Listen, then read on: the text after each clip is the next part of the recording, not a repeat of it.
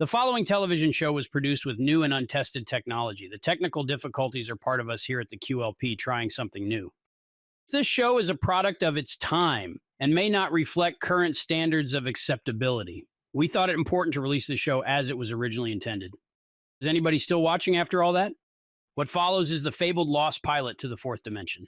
Originally recorded May 7th, 2022 and set to air later that month due to technical difficulties, glitches, scheduling conflicts, and the news of a new Quantum Leap series, it was ultimately decided to scrap the project. One of the hosts, Matt Dale, unexpectedly passed away. Christmas of 2023. We are releasing this lost pilot for the month of Matt to give back to his fans and raise money for his family. Please go to the GoFundMe page for Matt Dale. We found it, and now you're going to have to watch it. Previously on the fourth dimension. What about the fourth dimension?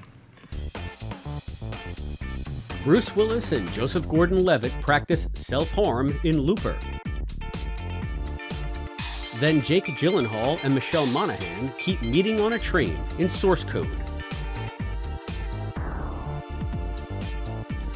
Next, revisit that 80s afternoon classic, The Philadelphia Experiment. Then, Christine Mascolo babysits herself in Collider. And finally, Ethan Hawke creates his own paradox in Predestination. The fourth dimension. This and more coming up next on The Fourth Dimension with Matt and Albie. When I speak of time, gentlemen, I'm referring to the fourth dimension. The fourth dimension. The fourth dimension. Hello and welcome to The Fourth Dimension. I'm Albie. I'm Matt. And we're going to be looking at some time travel movies. If you're a fan of this channel, you might be a fan of time travel. Matt and I are a fan of time travel, and we figured we'd have a little side thing going on and start watching some time travel movies together and sit down and talk about them. And now we have an excuse to do so because we're making a show. How you doing, Matt? I'm good. You said we're going to watch some time travel movies. I thought the aim was all time travel movies. Let's not set ourselves a limit here. It might take us a few years. We'll be old men. There'll be long beards going on. But Chris said to me, "You're going to run out of time travel movies doing them five movies an episode." And I was like, "That would be cool if we've seen every single time travel movie and ran out." But I don't think so. There's so many. There's got to be like a book of records thing for that. Right, the two guys that have seen every time travel movie ever. Yeah, we'll definitely get in Guinness, I think. Maybe. Yeah. And we'll have proof. They don't have to really watch us in person. They can just review the video. Yeah. I think you looked it up, didn't you? How many movies did you find that were time travel or time travel adjacent? Oh, hundreds. There was 600 or something? Something like that. Yeah. No, there's 100 shows in there, right there.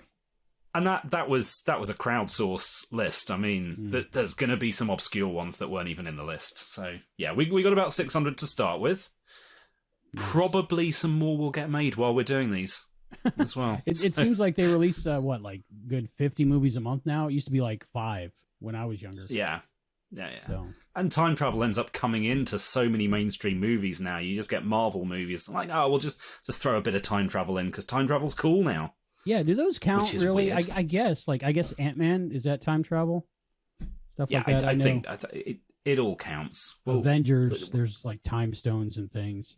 That's another thing. Like, what's your favorite kind of time travel? Like me, I'm more of a sci-fi guy, so I'm like, I like when there's a flux capacitor or something where that makes time travel possible. And I'm less a fan of like, I got bumped on the head and woke up 200 years ago. Oh, there's got to be. Well, yeah. I think there's got to be some kind of technology behind it, like because a lot of this time travel stuff, it's sort of a bit of a nostalgia rush. Takes me back to when I was a kid, and I love all the toys and the gadgets and the flux capacitors and stuff. The magical time travel, it's not something you can ever get into as a kid. So, yeah, I don't know. I love, though, having grown up with time travel movies. Now I'm kind of into some of those the slightly darker and creepier ones that have a scientific explanation, but I don't want to jump ahead because we're going to be talking about a couple of them. But okay. Yeah, my brain just seems to enjoy stories more when it's my brain's logic can go, okay, this is possible. If it's like hand wavy magic, that's with me with any films. Like I'm a more of a sci-fi than a fantasy kind of person, but I can enjoy fantasy films now and later in life. I've tried to mature and accept the because magic explanation. Yeah, same here. I've never been a fantasy guy, but I kind of got to that point now where I think I can watch a film of any genre, and if it's well crafted and well made, I can appreciate it for that. But I do sit there, just say, but why? How does it happen? Who invented this flying unicorn? It's there has to be something. But then on the other hand, when stuff is when movies are science fiction and the science isn't quite logical, that can bother me too while I'm sitting there and going, but if that happened, then that wouldn't happen. So none of this Gotta be happened. consistency. Yeah. There's got to be consistency. And I love some of those ones. And again, we're going to talk about some of this stuff tonight, but some of those ones that set up complicated rules at the start, and you got to get the rules. And then as the film goes on, you kind of see that's why you got those rules. It's so you can have these twists. It's so you can have these plot developments. Because movie, because story. Yeah. But I like Back to the Future is my favorite film, but that doesn't have that's more about the action adventure romance. That doesn't have a complex series of rules. You look at something like Predestination, like we're going to be talking about later, that's got complex rules that you got to understand in the first 30 seconds or you're going to be lost for the rest of the film.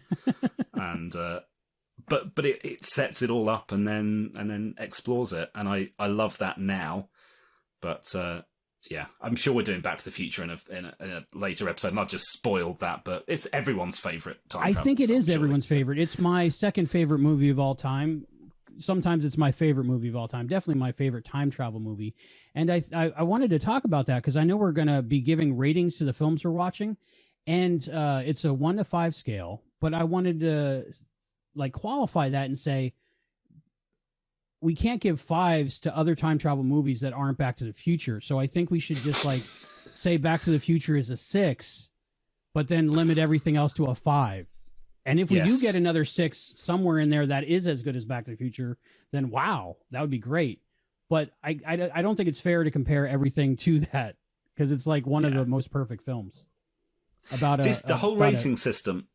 I gotta say, the whole rating system is going to be tough, and this is the part that I'm most scared about with these recordings because we love time travel movies. I immediately want to give everything a 5 just because it's time travel and it's cool. So it's going to be tough to give some 1s and 2s and say that within the time travel genre, these ones are weaker ones, but it's going to be difficult for me. It'd be like trying to explain to a partner why I can't date them anymore. That's the same feeling I would get giving a film like a 2 or a 3.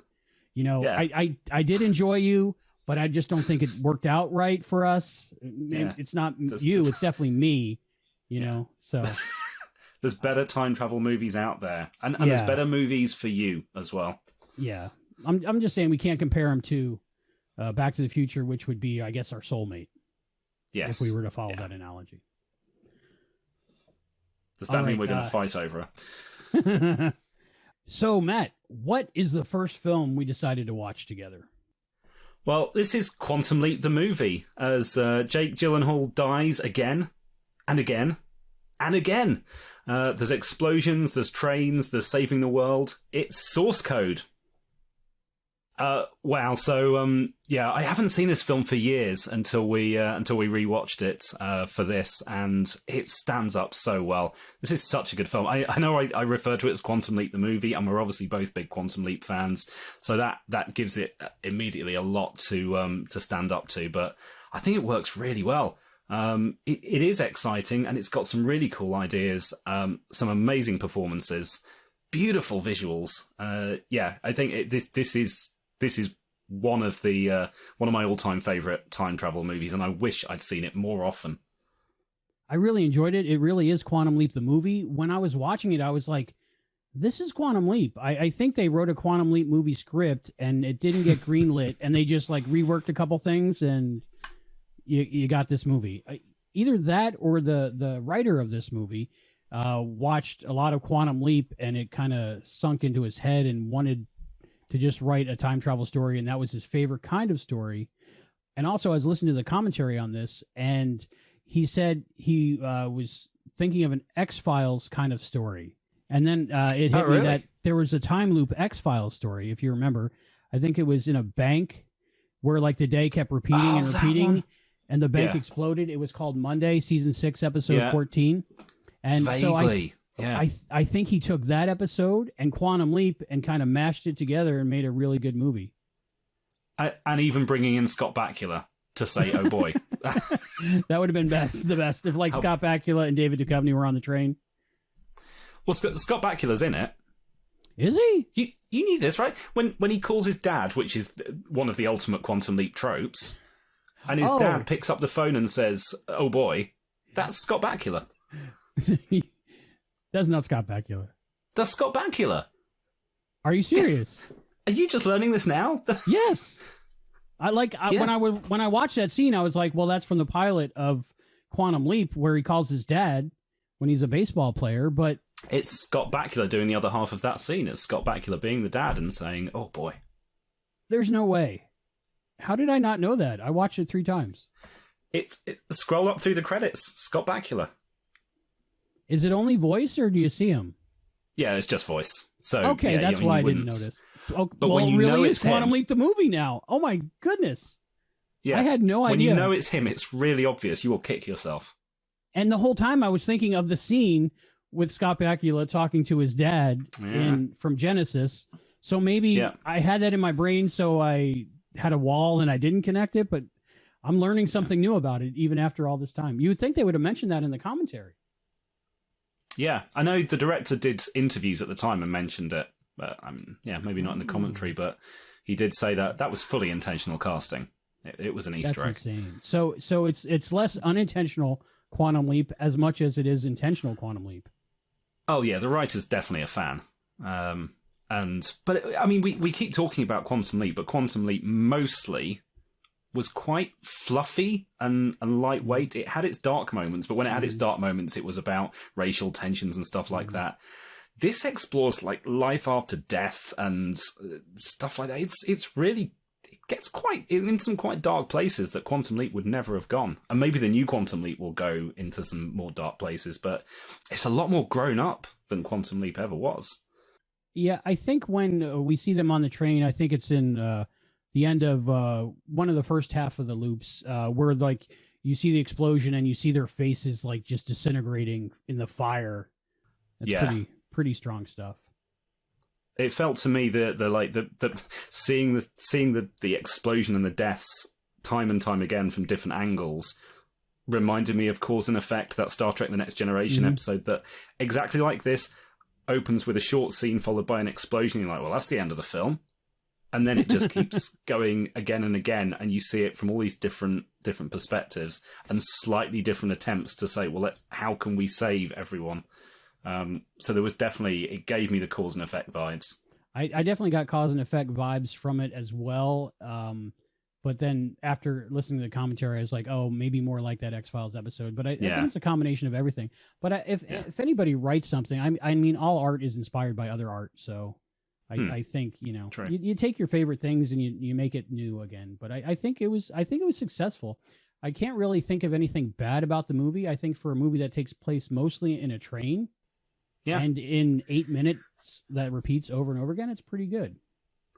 It feels like, and I've not really sure if this is true or not, but just because of the fact that it's all set in one location and it's got a cast of mostly unknowns, this feels like it's probably quite a low budget movie that maybe is one of those ones that is produced by people or directed by people that haven't produced or directed before, and it was maybe a low risk thing, and they just got Jake in to give it a bit of class and a bit of I don't know, maybe I'm wrong, maybe this was a tentpole movie for the year, but this feels like one of those kind of, you know what I mean, like it could be lower budget except for Scott Bakula, now that I know he's in it. The woman in the movie, I don't know her name. I noted her as low budget Emma Stone. Is that not her name, low budget Emma Stone? Maybe I got that vibe. She's great though. It's an offensive way of describing a really good actress. I mean, she was on. She did really good. She had to develop as a character, but only in 8-minute intervals. Yeah. And every time the loop restarted, she began at the same spot again. So really, if you look at the last time loop, she went from just being his girlfriend on a train to them, ending up together, I guess. Yeah. Which, what about the time travel in this movie? Because it's a time loop, kind of like Groundhog Day, but it's not like isolated into the loop, because what he does, spoilers, ultimately affects time, I think, or he's changing to an alternate reality. Did you have any insight on that? The logic of the time travel? That was I'd completely forgotten how it ended, because it's been so many years since I watched it, but I got chills again, like that when it ends with that freeze frame that pans back and you whip all around the train, you think, okay, end credits are about to roll.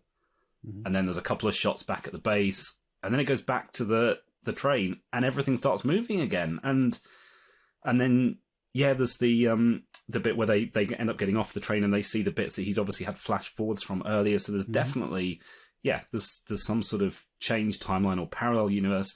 And that kind of goes into what you were saying earlier, I think, where there is that element of I've been knocked on the head and gone into another timeline. It's not really explained. It makes no sense in terms of the technology.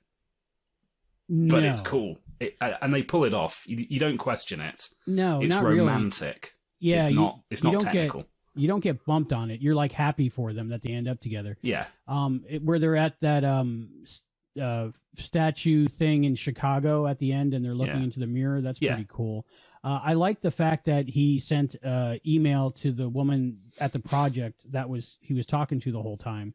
So that kind of cemented it that it really happened, I think. Yeah. What timeline it was in, I'm not sure. And then at the end, I kind of felt bad for the guy whose body he took over. But, see, I thought you were going to say something else. Go on. Okay, but I thought, well, originally in the timeline, everybody on 2 trains died, including him. Yeah. So he saved everybody except that one guy. Yeah. So it's not so bad. So what were you going to say? I think that bit, though, reminds me of... This comes up on the podcast every so often, and I can never remember the name of it every time it comes up. That TV show from a few years back that ran for a few seasons about people in the future that travel back in time, and they can only travel into the bodies of people that are just about to die, and they have to know the exact time of death that they can kind of leap into them. I'm so glad you don't know, because Chris and Alison always tell me what it is. Is that Continuum? Is it... No, it's the one with the guy from Will and Grace in it. Oh, Eric McCormick? Travelers. Yeah. I believe it's Travelers. Yeah, just when you were saying that, it kind of reminds me of Travelers. Like, hey, you've just taken over people's lives, but they're lives that were dead anyway, so that's true. we can go with that. A little bit like... I felt bad for the guys that were running the project. Like, they just had this massive success that was taken away from them. Yeah, if they succeed, they'll never know it, right? Oh, yeah, he was. Yeah. What was his story? I still felt bad for him. What was his story, you think? You think he had... Like, he looked like... I think they were saying in the commentary he was some kind of veteran. So maybe that's where he had an injury or an illness or something. So I'd like to know more about why he invented time travel. And how does he invent time travel and not realize he invented time travel? Or do you think he knows he invented time travel, but he's saying he didn't?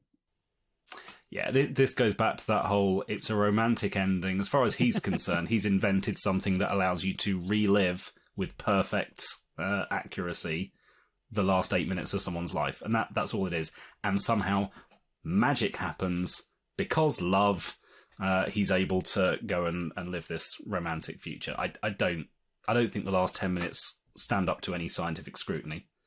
But I'm cool with that, because it's just so nice, and they've set it up. I'd rather have a happy hour ending. And 20 minutes. Yeah. Yeah, I'd rather have an happy ending than scientifically accurate ending, I guess. Yeah. So, Matt, what rating on a 1 to 5 scale, 5 being the best, 1 being the least best, would you give this movie? Source code. I am going to give Source Code a whopping 5 exploding trains out of 5. I loved it.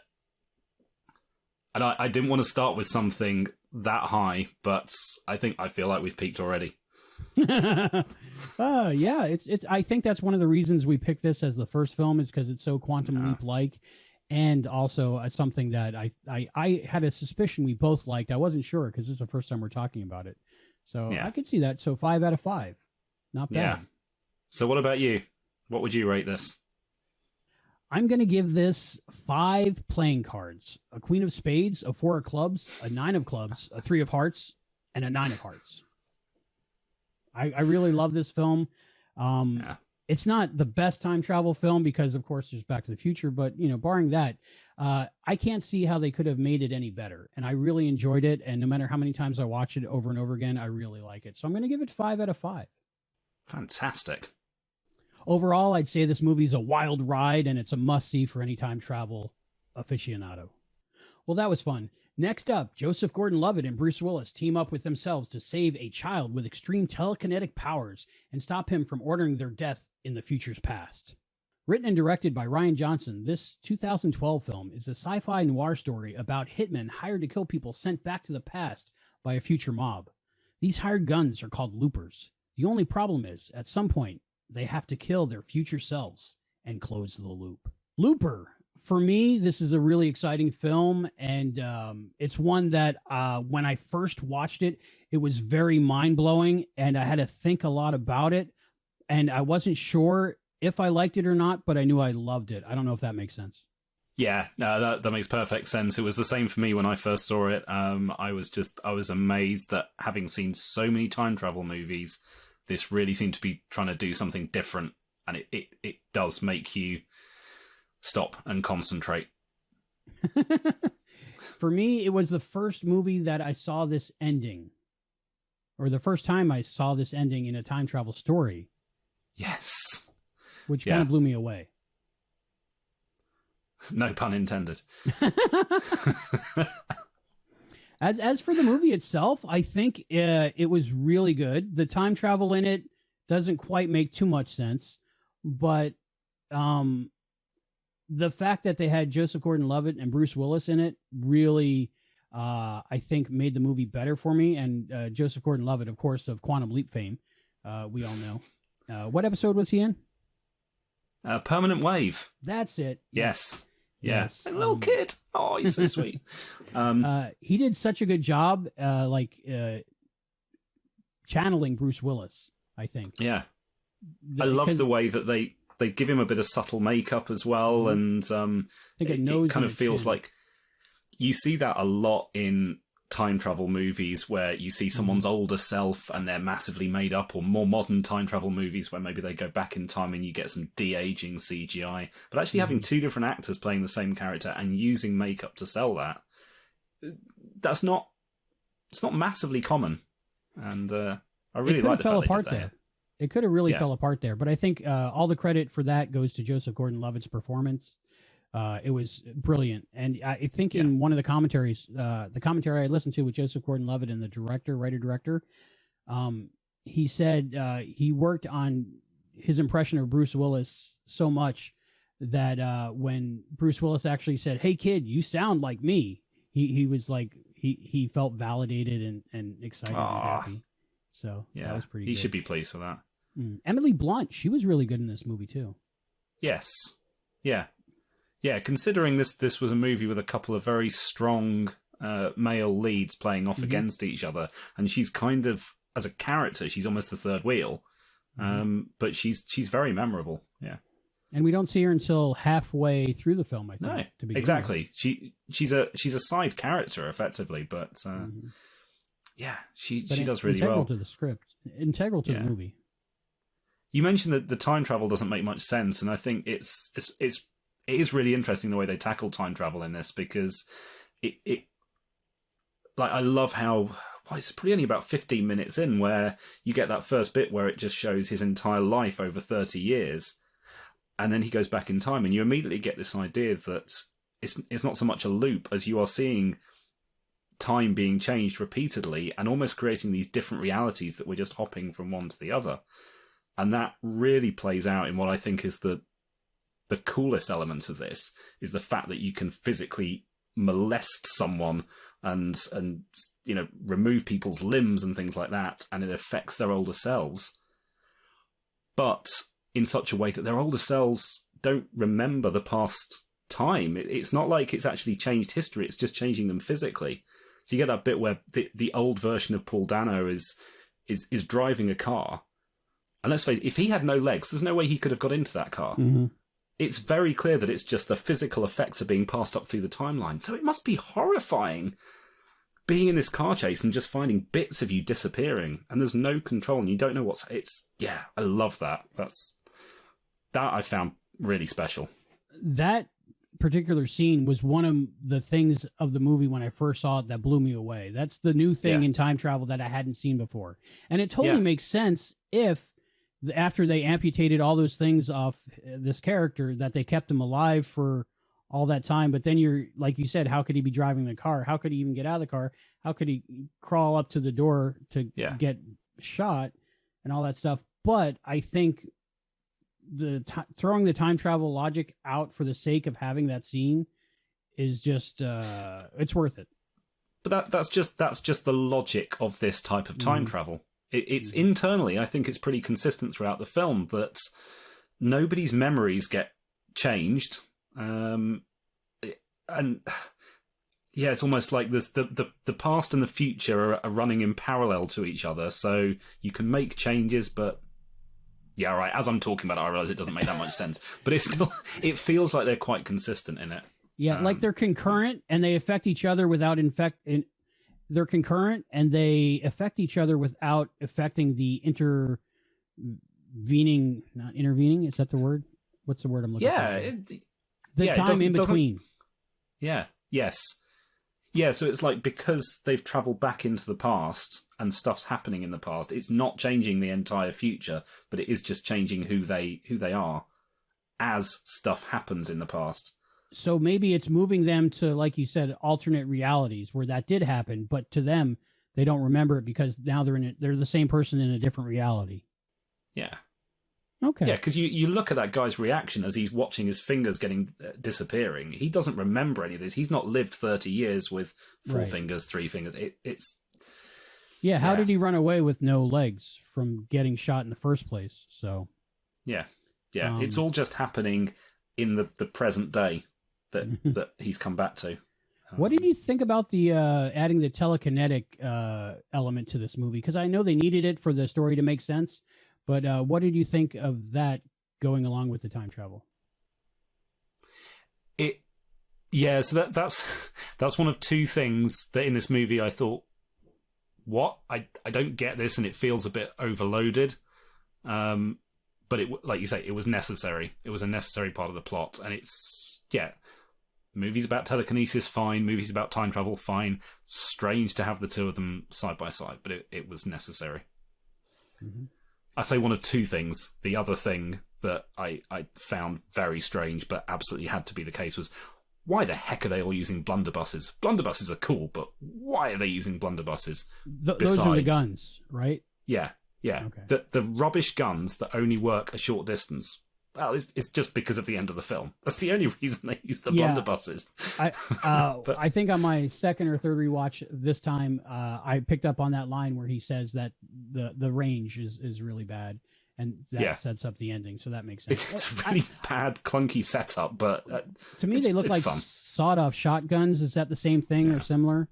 I don't know, but I think it was just to get that effect of the big blast and people being thrown back when they get shot. Yeah. I had some questions, and I'd like you to help me with this, watching it. How does the people controlling the loopers know that the loop wasn't closed and that the people ran? Because if they let themselves go and take the gold and just they disappear and never seen again, how is the mob in the present day so angry at Joseph Gordon-Levitt because his loop ran? Because Bruce Willis shows up in some newspaper reports the year later, and they get a... No, I don't know. I can't know. It would be a case of at some point he was found out. Otherwise, he'd be allowed to run and nobody would know. So there's an open communication between the future and Jeff Daniels somehow? Do they send like notes with the gold and silver? Yeah, I don't know. We haven't talked about Jeff Daniels, by the way. He was great in this. Really surprising. I had no idea he could do this kind of part. Brilliant. Yeah. He had that gravitas of someone you wanted to not make angry, but in a nice way. Yes. Because it's Jeff Daniels. So. But sorry, you were saying you've got questions about this, and they won't be ones I can answer, but go for it. Yeah, I didn't understand that. Like, how would they immediately know? Because they were immediately angry with the first guy who let his loop run, and then Joseph Gordon-Levitt just took off once he found out his loop had run. Why didn't he just take the gold and say, "Okay, everything's done. Yay! I closed the loop. Let's all have fun," and then just not say anything. Yeah. But then he's got to provide a body, hasn't he? No, he incinerates them right in that smelting thing next to the field. Yeah. So, and that brings up the other thing I saw. I watched this actually on How It Should Have Ended, I think, on YouTube. As they, at the end of the film, spoilers again, this whole thing is spoilers. He decides to change the Rainmaker's path and not have him go through this and lose his mother and all this stuff by shooting himself. And killing himself kills his future self, Bruce Willis. And what they said on that, which made a lot of sense, is he didn't have to kill himself. All he had to do was decide just not to leave the farm, not to go do everything he's going to do, and just hide, and then, or just be a good stepdad to the Rainmaker, and then none of this would happen. But that goes back to the whole fingers being chopped off discussion we were having. None of what happens in the present is affecting the future people that have come back, except physical changes. Okay. I mean, he could have chopped his own hands off, and then Bruce would have dropped the gun. But I don't think he could have just decided to change his own future, because Bruce would still have been there being a dick. And so Joseph Gordon-Levitt would have grown up being nice, but Bruce Willis would have still been there being Bruce Willis. So it's not like, let's say Bill and Ted, like, oh, let's put a cage there in the future or in the past. Let's hide the keys. No, because I think if that had been the case, then any changes that were being made would have affected like the old version of Paul Dano. So it affects the physical stuff, but not the memories. Except Bruce Willis's memories say they fill in as he goes. But then if he killed himself, why is the gold there? Why is the car that Bruce Willis drove there still there? There's a lot of questions. In the commentary, the writer-director said he had actually shown this script to the guy who made Primer, which is, I think, you said you haven't seen it, right? Yeah, not seen it. It's like the most scientifically accurate time travel movie there is. Like, that was the main point of it. Like, there's like whole online communities dedicated to figure out the time travel and the flow chart of how it works, and nobody's been able to like say that they got something wrong. So it's amazing film. But he said he showed the script to that guy, and he said it's a great movie, but the time travel's all wrong. None of it would really work that way. So, but he went with it anyway. It's an entertaining movie. Yeah, because story. Okay, Albie, what's your rating for this? On a 1 to 5 scale, I'm going to give this one. I think we're going to be the show that we all like everything, that I'm blamed for this all the time, that I just like everything. But I picked the movie, so that might have something to do with it. I'm going to give it 5 floaty quarters. The first time I watched this, I would have said the exact same thing. I absolutely adored this movie. I don't think it quite holds up to rewatchability as much. I still really enjoyed it, but it just a little bit less knowing how the whole plot was going to play out. So I am going to give this 4 amputated fingers. Coming up next, we're going to be talking about a movie that's a real mind. Coming up next, Predestination. Hello everybody, Ellie and Sean here from Who Culture, and we would just like to continue the celebration of the wonderful Matt's life. Now, obviously, if you are watching this, then you know that he was a massive fan of Quantum Leap, but beyond that, he was also a massive fan of Doctor Who. And one of the best things that I've just been informed about Matt's love for Doctor Who, I'm going to tell Sean right here and everyone can listen. Did you know, Sean, that Matt was a very big fan also of the Spice Girls? Okay, so Matt had good judgment in music, is what you're telling me. Absolutely. But even better, Matt finally got to see one of his favorite groups, bands, whatever we want to class the Spice Girls as, finally realized in the Hooniverse, in the giggle.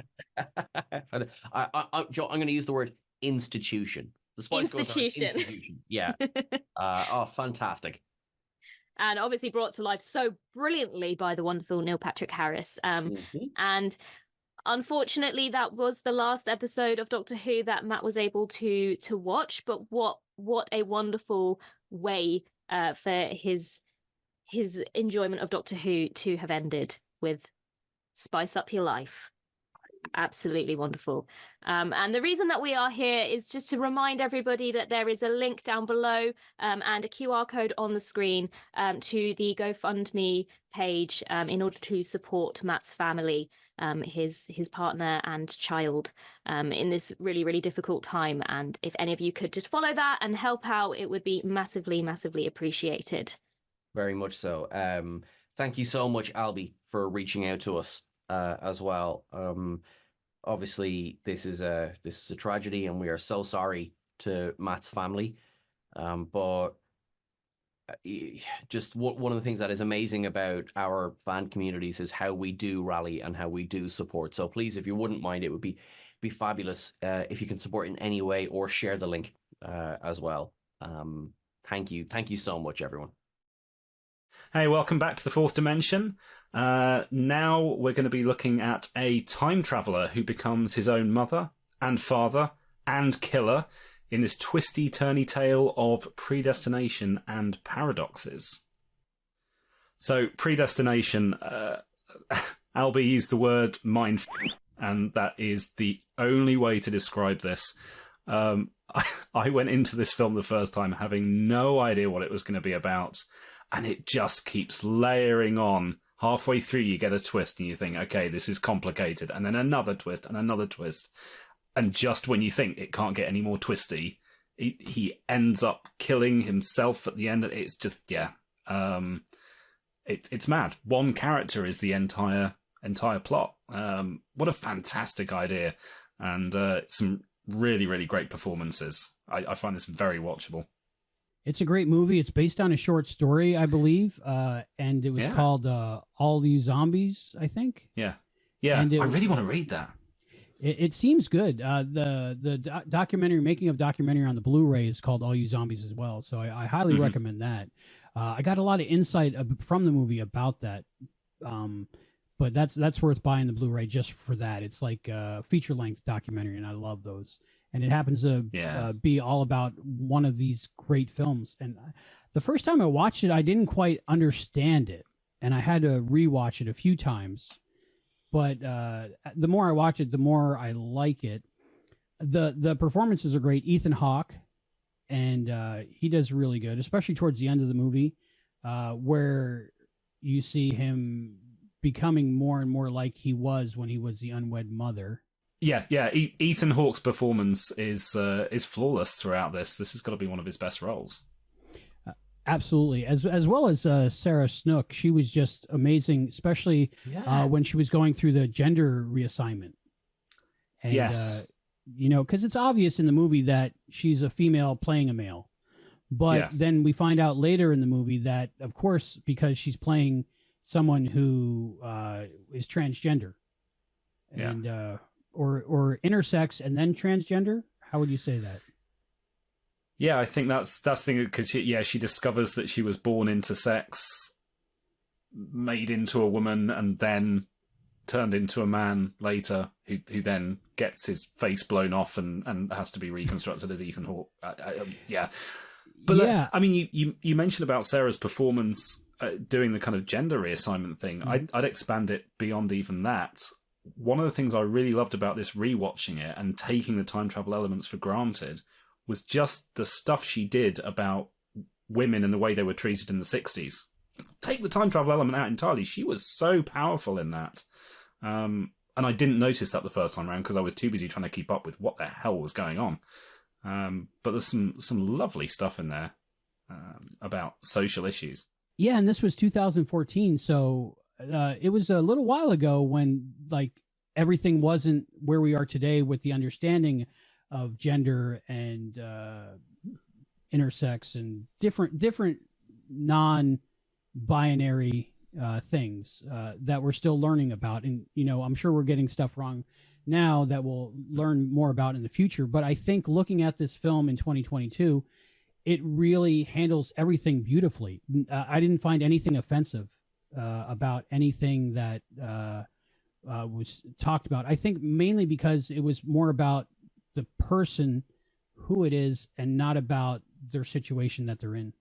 Yeah, right. And again, just going back to Sarah Snook's performance, her reactions as she's going through everything, they all feel very real and believable. And it's not about people pointing and laughing at her or anything like that. It's just about you're suddenly about to lose this very personal thing, your entire identity and your gender. And the way it focuses on that.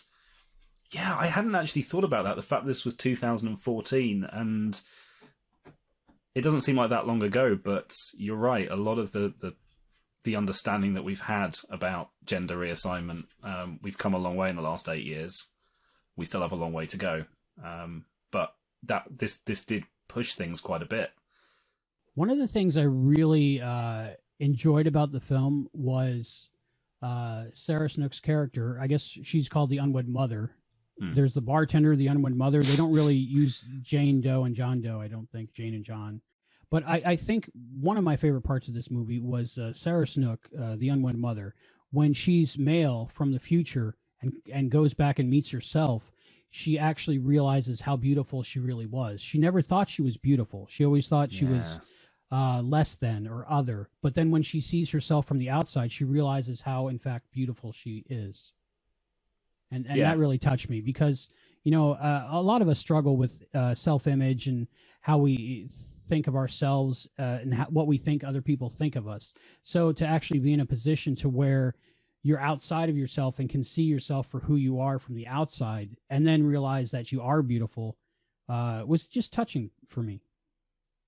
It's an amazingly packed movie like that for something that is so complicated in terms of the time travel mechanics, and it gets through it in what, an hour and a half, to then also have all that stuff in there that makes you think that's just about people or a person in this case.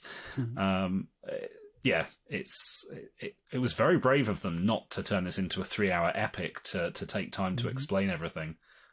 They just rattle through it and do such a good job of it. And what was strange for me was ultimately this is a love story. She falls in love. They fall in love? They fall in love with themselves, and they find the perfect person for themselves, which is themselves. And at the end, you can tell when older, long hair Ethan Hawke is really trying to convince a younger Ethan Hawke about love. And that's another thing that it talks about is just love between people, and despite genders and things.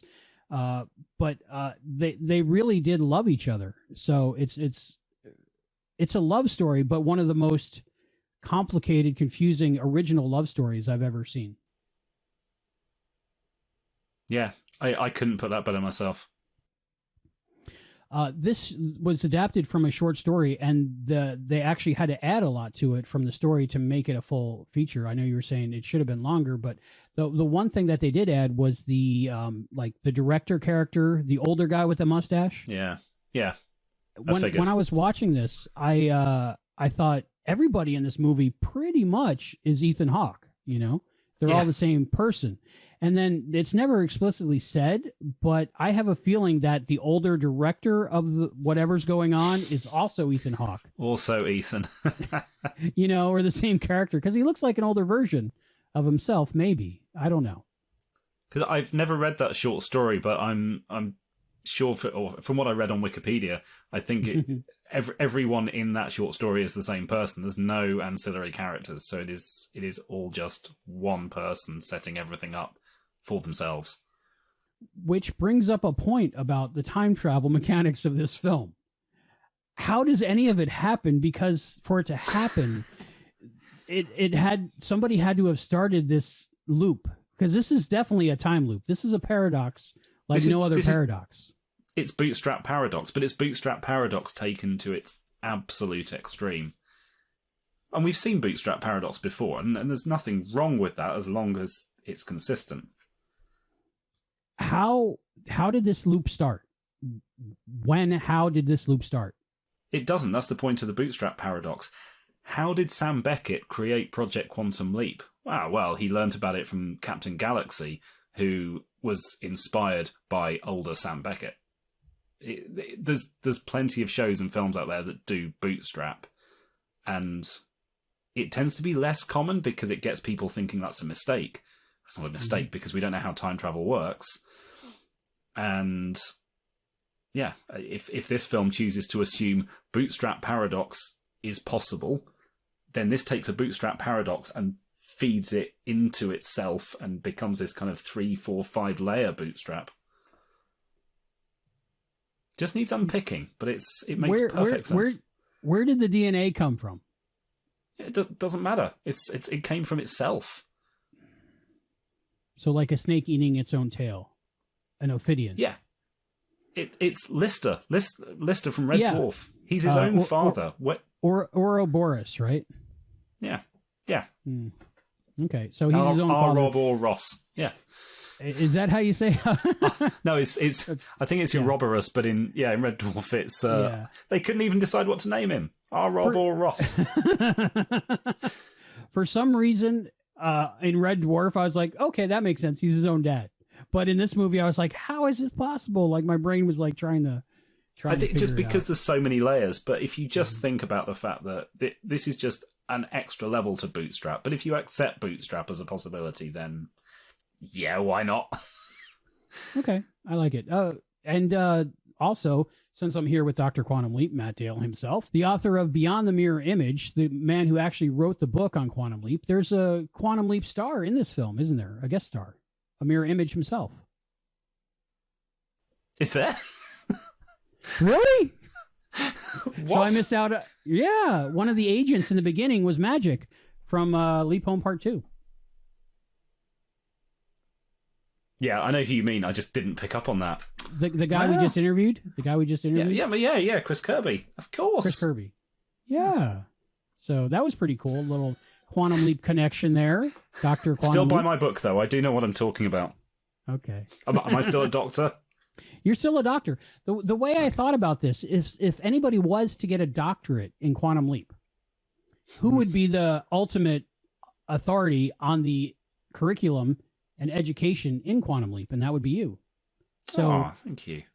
The person who would give the doctorate is obviously a doctor, right? So Dr. Quantum Leap. The only question I have is, do you spell out doctor or do you abbreviate it? I'm not sure. Yeah, I don't know. I like the abbreviation. And we'd like to know what you think. So leave us a comment down below and let us know what you think of these films, your opinions, your ratings, and let us know what time travel films you would like us to check out in the future. And of course, if you're on the Quantum Leap Patreon, you get to maybe pick an upcoming film. So let us know if you're one of our patrons. Let us know a film you'd like us to check out that maybe we haven't heard of. Matt, for Predestination, on a 1 to 5 scale, what rating would you give this film? I am going to give this film 4 self-fertilized uteruses. Or is that 4 self-fertilized uteri out of 5? I had a uteri once and it didn't feel good. Well, Sarah Snook did, apparently. It's a solid film. It's not an easy watch, and that's the only thing that takes it away from being a 5. You've got to really be in the right place for it. I will give this 4.5 45 RPM records playing the single I Am My Own Grandpa in a 1970s dive bar, completely occupied by the same person. So 4.5. We can do half ones, right? Hang on, is that older guy that stood by the jukebox kind of doing that? Is that also Ethan Hawke / It's got to be. It's got to be. Yeah. You know, after their face blows up one more time and gets a new face on them. I don't know. If not, wait a second. Are you Sarah Snook? I wish. She was gorgeous. Okay. Could you imagine? Yes. If I was her, I would date myself. I'm just saying. Not that I wouldn't date myself now, because I know what I like, if you know what I mean. But for a movie Sadly, I I know watched, exactly what you mean. but for a movie I first watched because I misunderstood the title, I thought it was Prestidigitation when I first glanced at it. So I thought it was a movie about magic. So I popped it on and I'm like, oh, a magic movie. This will be good. And I like about a half hour in, I'm like, this isn't about magic, but time travel. Cool. Took you half an hour to realize that. Then I reread the title and I said, oh, Predestination, not Prestidigitation. I did that thing where you look at the first letter and the last letter and kind of fill in the middle. But it was totally a great mistake. It was very serendipitous, let's say. Yes. Next up, Collider, a combination thrift store PC and a bathtub time machine controlled by a pokey pocket watch seems like a premise for a bad movie-going experience. But Collider may just surprise you. Written by Daniel D. Ford and Justin Lewis, and directed by Justin Lewis, this 2018 film stars Christine Moskalo as Maya, a teen from the year 2033 who we find in a post-apocalyptic orphanage. She befriends janitor John, whose thrown-together time machine lets Maya travel back to 2016's Vista, Colorado, where she meets her grandfather, her parents, and herself, all the while being pursued by Angelica, the movie's mustache-twirling antagonist, played by Eleanor Rose Davis from the series Oh, I Woke Up in Colorado. Change to the past or be history? This is a movie before I found I never have heard of. It's quite a newer film as time travel movies go, but I'm surprised I never heard of it. But when I saw the cover, I was like, looks like a time travel film. It had like, you know, the normal tagline for time travel movies, like half of them are you have to change the past to save the future. The other half you have to change the future to save the past or something. But I was like, okay, All Unknowns looks like a low budget independent film. It's about time travel. I'll watch it. I want to watch all the time travel films. But I was surprised. I really enjoyed it. Yeah, I approached this the same. I hadn't heard of this. And yeah, All Unknowns. And I'll add unknown writers as well. I checked them out on IMDb. This was their first feature films. One of them had done the story for an episode of a TV show. But yeah, this was their first big thing, and this looks like something that you would find in a pound store on a very cheap and cheerful DVD. Gotta say, it felt like it as well. I did not enjoy this movie. Our first non-agreement opinions, differing opinions. I don't know. For this film, I did enjoy it. I was surprised how much I did because it's obviously a low budget film, which is not a bad thing. Not having millions of dollars to make a movie is not a bad thing. And what I really was surprised about was the cinematography. It was a beautifully shot film. And that was the first thing that impressed me. The low budget kind of hurts because you're trying to get into it, and it's obviously very low budget when you see, like, say, the gas masks for the future and different things when they're digging coal in the yard or something of the orphanage, and it kind of feels like, you know, extremely low budget. But as it goes on and it's in the Colorado part, it's the budget is less evident because it's mostly exteriors, you know, so they have mountains as backdrops and things. So it was enabled me to get into it. It enabled me to get into it better. The locations are beautiful, and there is some lovely cinematography. I think the cinematography was damaged for me by I guess it was the color correction in post. Everything seems very much like it was shot on regular 1080 cameras, and they thought, right, let's push the contrast up and make this look like it's in ultra high def. We'll kind of fake an HDR by having all these bright blues and greens. It ended up looking very cheap as a result, even though the locations were gorgeous, and even though whoever was stood behind the camera was pointing it in the right way for some amazing shots, it was a bit damaged.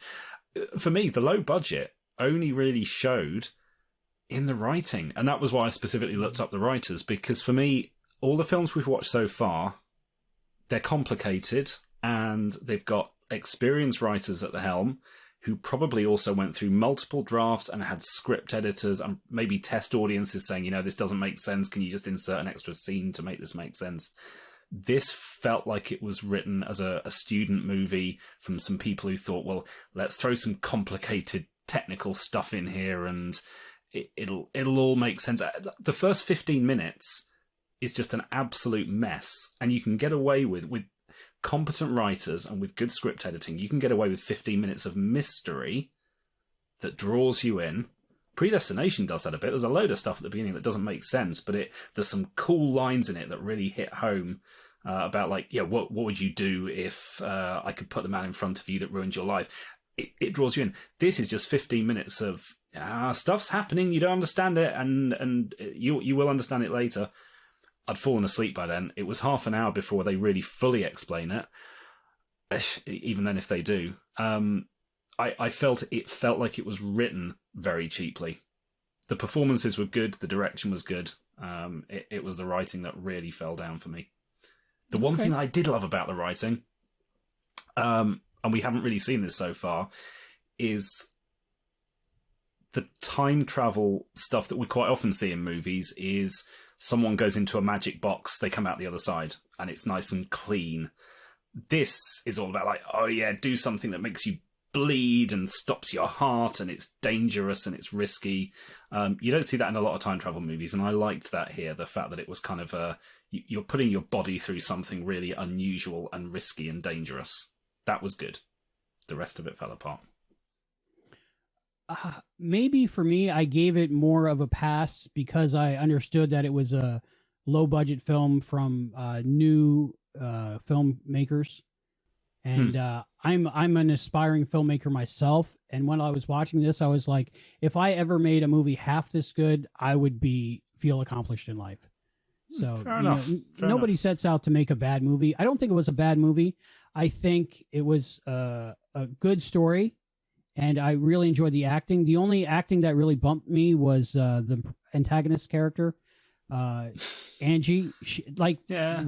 Her, for some reason, I never didn't think she was acting, if that makes sense. Maybe just because I didn't understand what her character was doing in the film.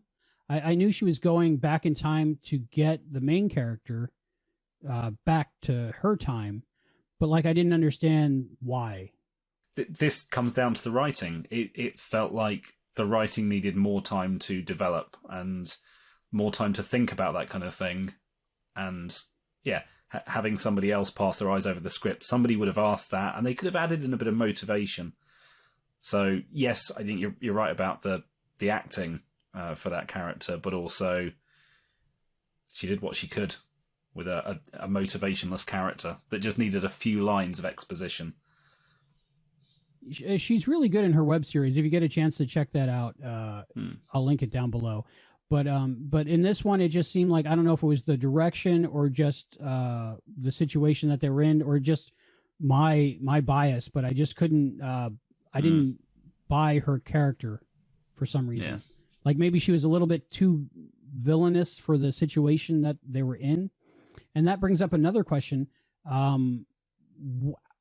I didn't understand the ending. Did you understand the ending at all? I didn't understand most of it. And maybe I need to watch it again and understand it better, and maybe I'll appreciate it more. It might be one of those. I watched it 3 times, and I liked it better each time. Okay, all right. I think Christine Mascalo, I think that's how you pronounce it. I think she did really good in the film. I definitely bought her as a character, and she was my way into the movie, I think.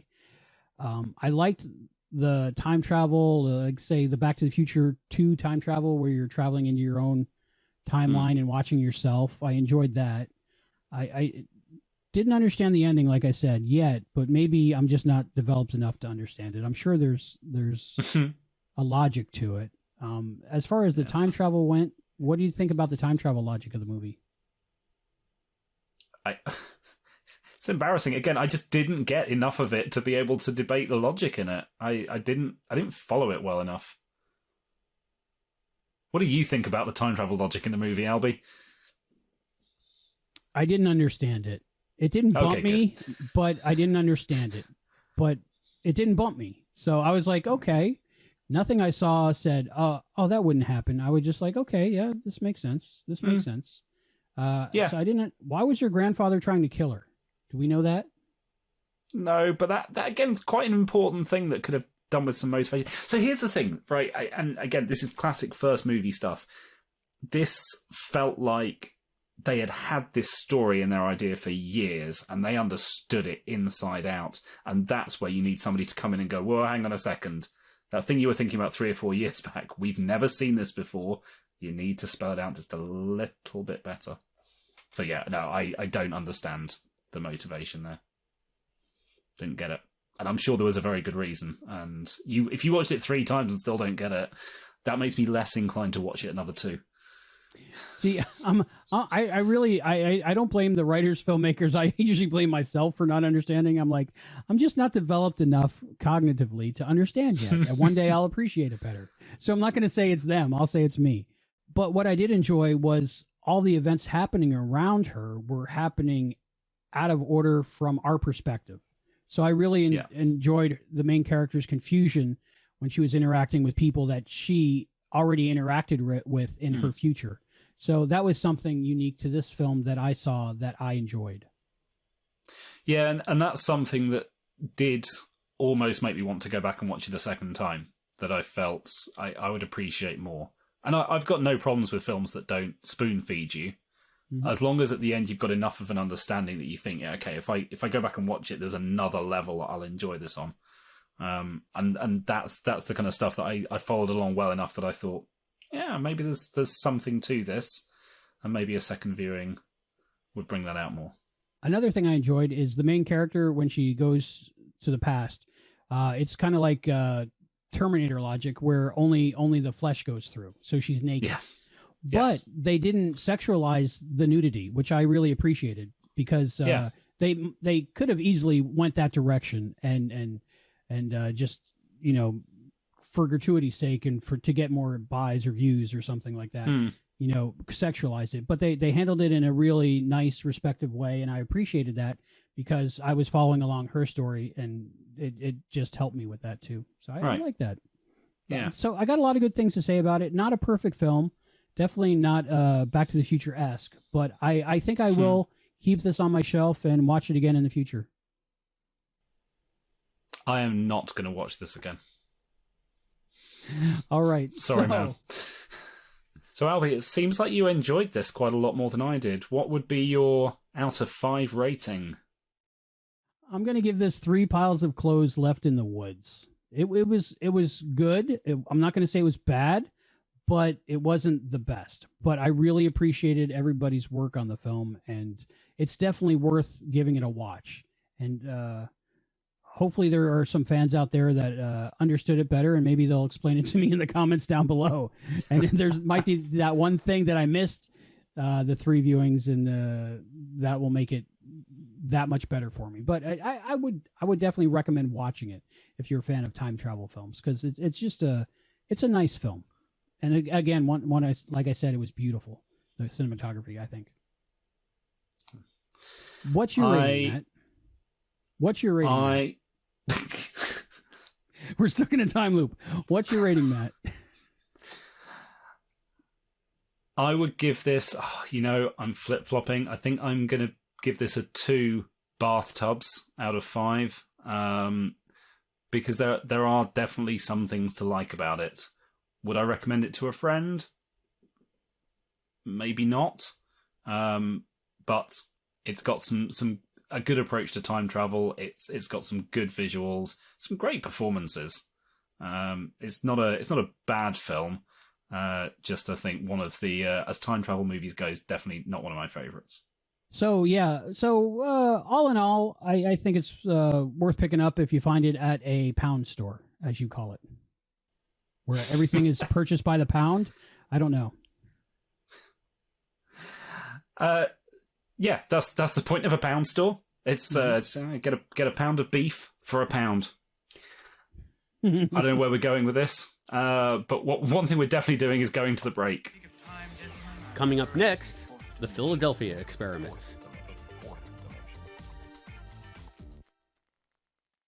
Hey everyone, welcome back. We're now going to be talking about the 1984 classic, The Philadelphia Experiment, in which the Navy conducts an experiment and 2 of its crew come back to the future. This film's got action, adventure, and sailors. Wow. So this is a really hard film for me to rate objectively, because this is one of those classics from my childhood, and I'm fully aware that a lot of my love for this stems from just my nostalgia of the 80s and my memories of when I first saw it. I tried really hard to be objective looking at this. I still love it. I still think it's a stone cold classic. It's a solid movie. Yeah, I mean, there's so much we're going to unpack here about it's everything to love about it. But yeah, it's overall a lot of fun. Some great visuals, some great performances, and yeah, some cool ideas in it as well. Albie? I know one of the reasons we picked this film is because we both felt nostalgic towards it. Yeah. And this is one of those films that when I was a kid, I'd say, what year did this come out? 84. 84. So I was 9 years old. So maybe 10 years old by the time it made it to HBO. And it was one of those films that played on HBO probably once a week. And back then you had a few networks and like HBO and Showtime. So, you know, you didn't have many choices. So I remember watching this often and enjoying it every time it was on when I was 10 years old, which I did with Back to the Future the same way. But I had a struggle with it as the age I am now. I went into this, and the first time I watched it with my daughter Serenity. We watched it on our projector, our 130-inch screen. I was like, Night at the Movies, you know, this is going to be awesome. I can't wait for you to watch this, Serenity. I loved it. I probably watched it 100 times when I was a kid. It's so exciting. And we're watching it, and it just, to me, I was like, wow, this isn't as good as I remembered. And I'm so sad and disappointed, because in my mind, in my memories of it, it was an amazing film, mind-blowing, action-packed, love story. It had everything, and it was just, and of course, back then, this was the 80s, we didn't have the internet. We didn't know things. All we knew were things about things, you know, mysteries of the unknown. A woman makes a sandwich in Illinois. 3 states away, her daughter makes the same sandwich. Almost. Different type of bread. Was it a coincidence? Was it telepathy? Mysteries of the unknown, you know? So the Philadelphia Experiment at the time, I mean, this is when we thought, but way before we thought Blair Witch was real. We didn't know if this actually happened. We just heard rumors about the Philadelphia Experiment. So it had that little bit of being, did this really happen? Is this possible? You know, and that always gave me that feeling of mystery that made me buy into it more and just appreciate it more. But as an adult, you can just, you know, watch a Joe Scott or Simon Whistler on the Philadelphia Experiment. Did it really happen? And it turns out none of it happened, and none of it was even possible, according to the history of where the people were and when they were and where the ships were. So I think going into the movie, having the history behind it might have impacted my enjoyment of the film. I don't know if it's my age or my wisdom or what little bit I have that really affected me on this. Yeah, I hear what you're saying. At the end of the day, it's taking something that there was a Philadelphia Experiment. It's taking something that happened and then taking it to this extreme that, obviously didn't happen, and like you say, could never have happened. But just the fact that it's rooted in something historical, and we now know what we know, doesn't spoil it for me any more than it would do if they hadn't tried to root it in something historical. So, yeah, that didn't bother me. And one thing is, you saying that's just reminded me, the very first time I saw this, so I'm a few years younger than you, so I might have been about 6 or 7 when I first saw this, and I didn't even realise it was a modern film at the start. I was just watching and I was like, oh, okay, so there's all these guys. I didn't know what the Philadelphia Experiment was. I thought this was a period movie. There's these guys in the Navy from like olden times, and One of them seems to have very floppy hair that looks very 80s, but we won't worry about that. I had no idea it was actually an 80s movie until they went into the 80s. So that was fun. It doesn't change my opinion of the movie, but I just wanted to share that I think sometimes, as a kid, you can think really stupid stuff. I think that had something to do with my enjoyment of the movie this time and how it was less than back then, was because it was a time travel movie that was a modern day time travel movie in the 80s. And it was showing fish out of water of the two people from the 1940s, I believe, 1943 maybe, and how they thought of the future and how crazy the future was in the 1980s. But all that 1980s stuff that they were so fascinated with and looked amazing to them is so antiquated now that it all just seems like people in the past looking at people in the past, not understanding things in the past. Especially for my daughter, when she was watching it, she didn't get any of the modern day references that were in it at the time, because to her, all that is old stuff. Whether it's a arcade video game in a bar, or a 1940s World War II dance, it's the same to her. So I think that's where she missed the magic of the movie. So yeah, I get that.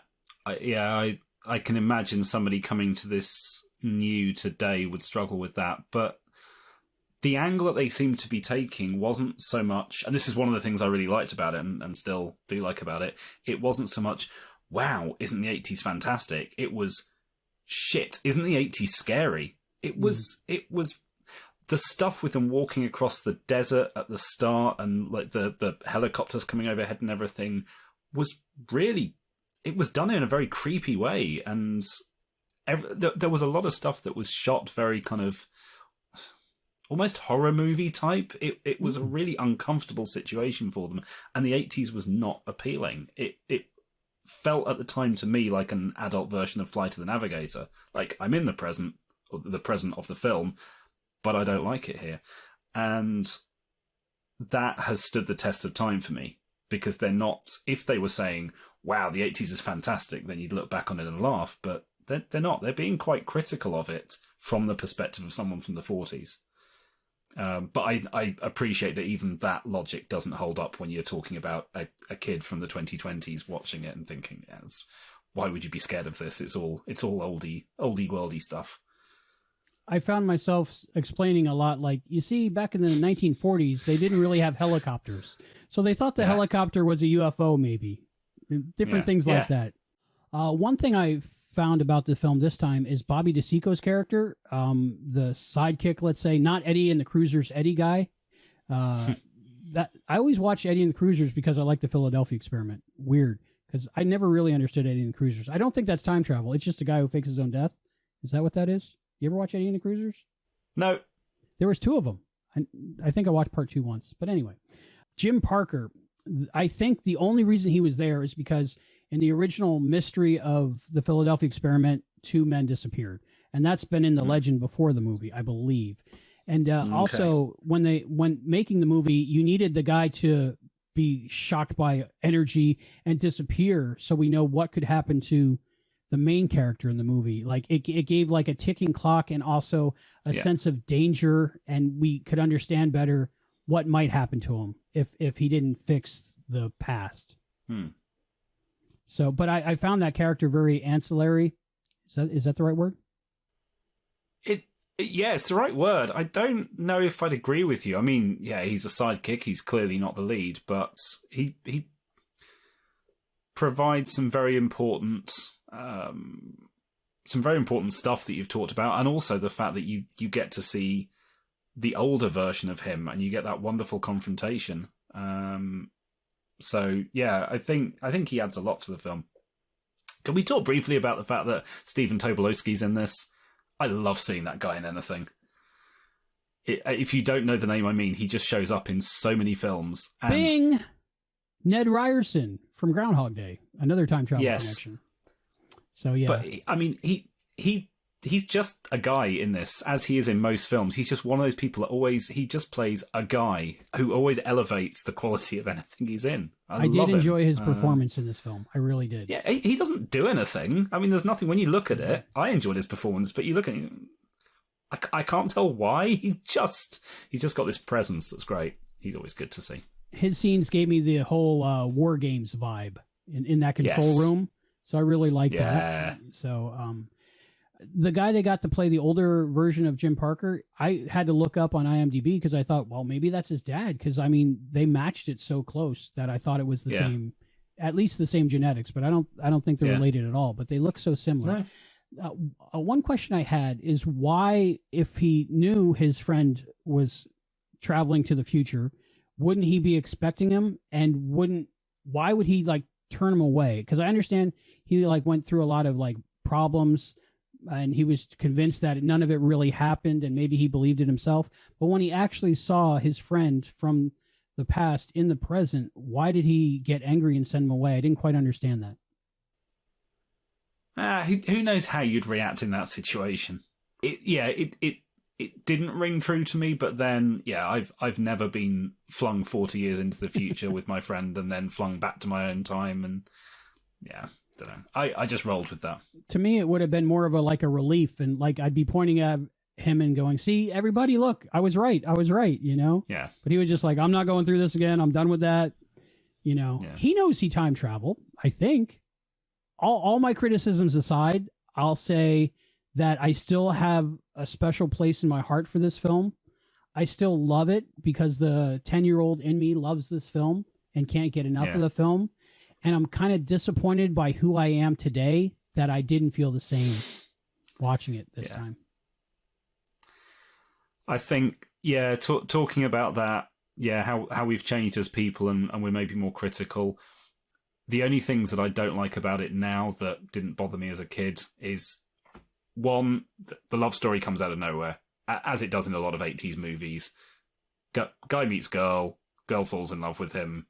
There's no actual... I don't understand why Nancy Allen is... Yes, you must stay with me. Why? You've known him for a few hours and he's kind of turned your life upside down. I don't get that. I don't buy it. But again, you roll with it. The other thing is nothing really happens in this film. And it goes back to what you were saying earlier about, it's this exciting, adventurous film.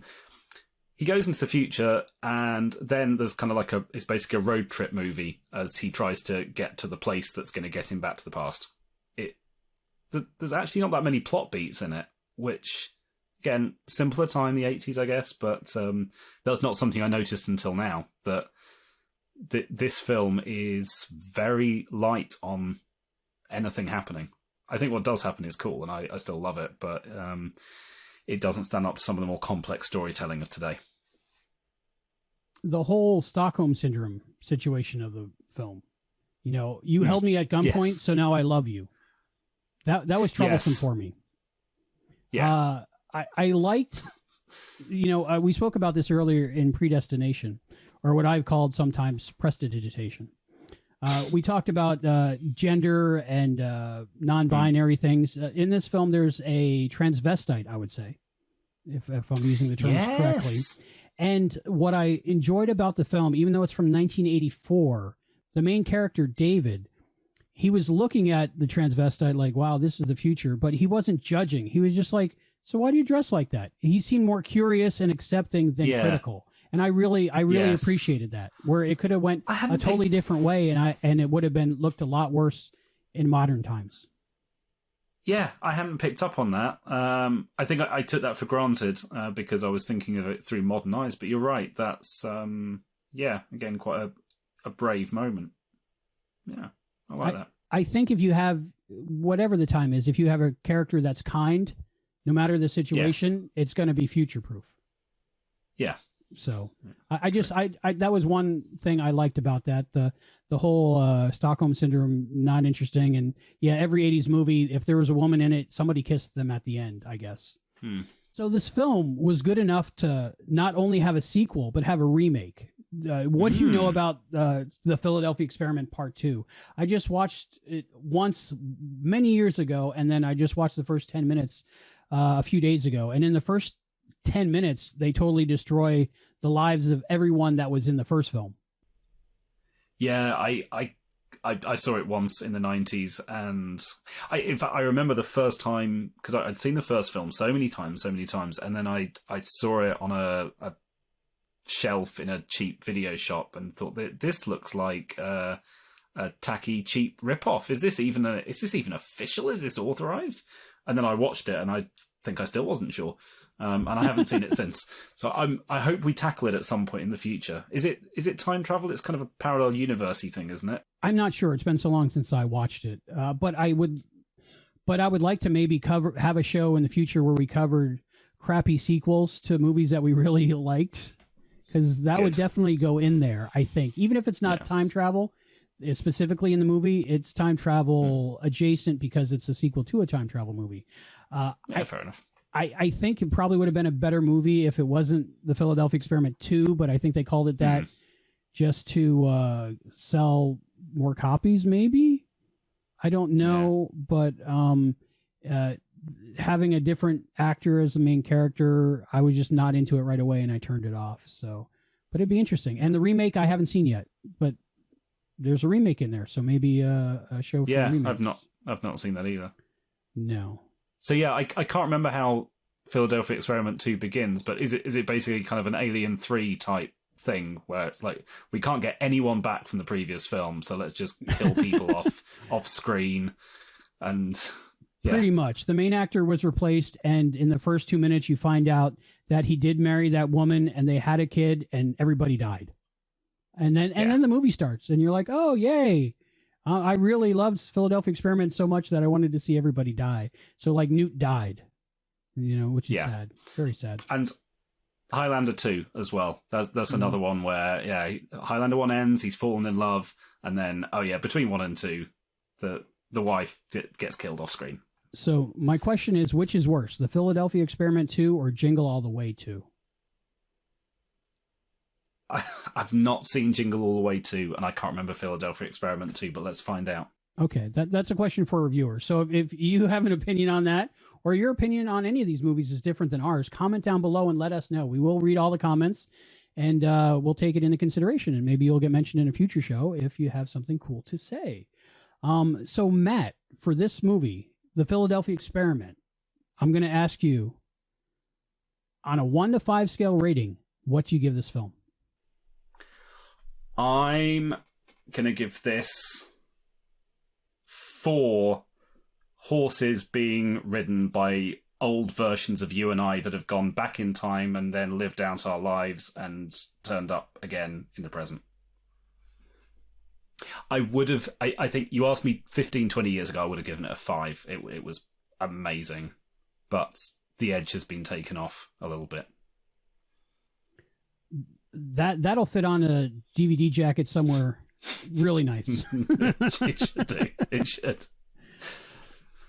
If I was 10 years old, I would give this a 5 or a 6 out of 5. But present day, after I watch it, I'm going to give this 3 vacuum tube smashing axes. Wow. I just didn't love it. And I think the fact that I didn't love it like I used to love it made me question my memories and my life more than I should watching a movie, because I thought it'd just be fun, maybe a little clunky because it's the 80s. But the fact that I'm not the same person who fell in love with this film when I was a kid, and I don't know where that person is because I didn't really love it this time. And it was very confusing for me, and made me contemplate some things. So for an 80s sci-fi movie with some sailors, I can't say I enjoyed it. And I don't think I'm going to revisit this film. I think I'm going to forget that I watched it this time and just keep my love of the film I had from when I was younger. Does it make you think that one day will come when you're a very old man and you watch Back to the Future and think, what's this all about? Why did I like this? He's making out with his mom. His mom's got the hot for him. This is weird. I hope not. If that day ever comes, Man, Yeah. see, that's another thing. I loved Back to the Future when I was 10, and I love it at whatever age I am now. You know, so and that film really holds up. Whereas to me, this other one didn't. I found some good things in it. It was enjoyable. I felt bad for Serenity at the end of the film. She's like, Dad's making me watch this. I thought it was going to be fun. You know, I think she enjoyed Titanic more, and she was crying by the end of that. Show her Collider. I don't think so. I don't think if I didn't get it, well, maybe she might get it more than me. I don't know. She can explain it to both of us. Yeah, then we'll know. And next time on The Fourth Dimension, we'll be covering the 2009 romance The Time Traveler's Wife. And we'll also be looking at the adult comedy Hot Tub Time Machine from 2010. And next, the creepy mystery 2007's Time Crimes, Los Cronocrímenes. I'm looking forward to that one. And also, we'll be talking about the brand new Netflix film starring Ryan Reynolds, The Adam Project from 2022. And finally, the most scientifically accurate time travel movie ever made, 2004's Primer. So, Matt, tell me, which one of these next movies have you not seen or seen? So I've only seen Time Traveler's Wife and Time Crimes. I've not seen Hot Tub Time Machines. It's meant to be a classic comedy. Everyone's seen it apart from me. Not seen The Adam Project, and I hadn't even heard of Primer until today. I'm really, really interested in that one. I'm shocked. From what you said. I'm shocked. Yeah, sounds really interesting. I'm so excited to get your reactions from these.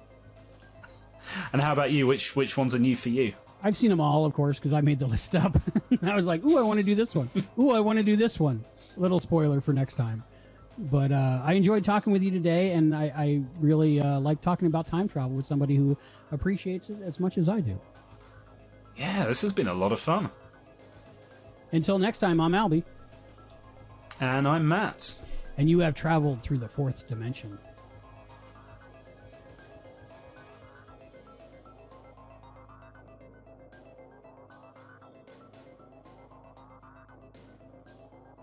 When I speak of time, gentlemen, I'm referring to the fourth dimension. The fourth dimension. The fourth dimension.